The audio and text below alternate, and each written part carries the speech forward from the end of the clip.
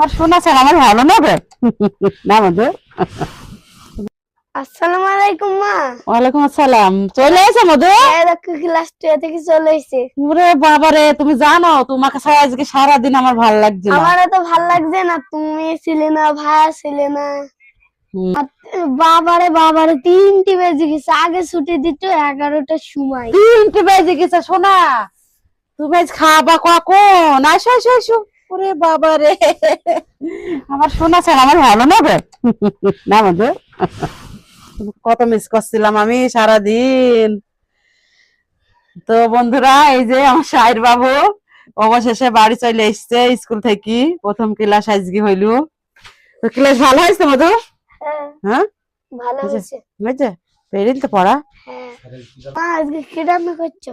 আজকে আমি রান্না করেছি বেগুন দি, বড়ি দি, নতুন আলু দি, আসে সিলভার মাছ দি, আর সিলভার মাছের কানকো দি।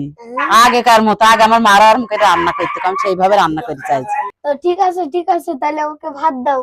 হাত খুব পা খেয়ে ধুয়ে আসি। গেছো না? হ্যাঁ।